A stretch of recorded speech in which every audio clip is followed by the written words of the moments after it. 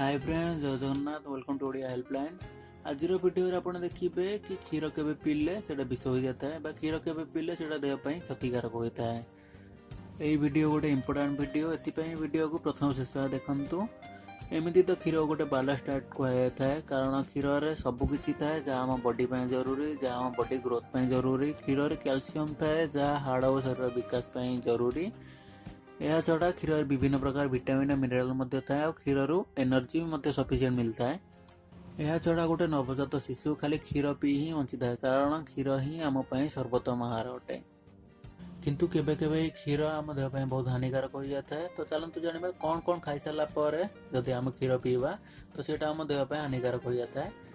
माछ आम गोटे उत्तम खाद्य अटे, कारण ए भरपूर मात्रा रे कैल्शियम थाए और विभिन्न प्रकार विटामिन और मिनराल थाए जहाँ आम बॉडी बहुत जरूरी।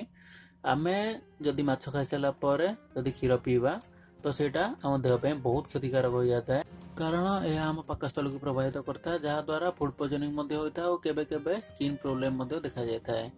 क्षीर और दही देह हितकर, किंतु क्षीर और दही आम जदि एक साथ खाइबा बा दही खाई सारा पर जदि आम क्षीर पीवा सेटा आम देह क्षतिकारक। यह जो फूड पॉइजनिंग होता है और केबे केबे बांती होता है। एहीपरि भावे खट्टा फल खाई सारा पर क्षीर पिंतु ना, यह द्वारा बांती होता है और केबे केबे एलर्जी होता है। से खट्टा फल खाई सारा पर घंटे 2 घंटा पर जाए क्षीर पिंतु। बिरी डाली पी सारा पर क्षीर पीवा देह क्षतिकारक, कारण बिरीर गुण और क्षीर गुण परस्पर विपरीत अटंती। यह द्वारा मुंड बिंधा, पेट काटिबा और बांतिर समस्या आसी थाए। तो फ्रेंड्स, यही सब जिनस गुड़ा को आप अवॉइड करंतु।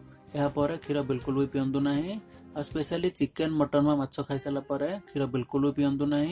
तो फ्रेंड्स, मोर वीडियो आपको केमती लागला कमेंट बॉक्स रे कमेंट करी जणांतु। आ जदि मन रे किछि भी डाउट अछि, कंप्लेन अछि, सजेशन अछि तो कमेंट बॉक्स रे कमेंट कर दियंतु, मु रिप्लाई जरूर देबी। आ जदि वीडियो पसंद आछि तो सब्सक्राइब करिया भूलिबेनी। तो friends, bye bye, see you next video.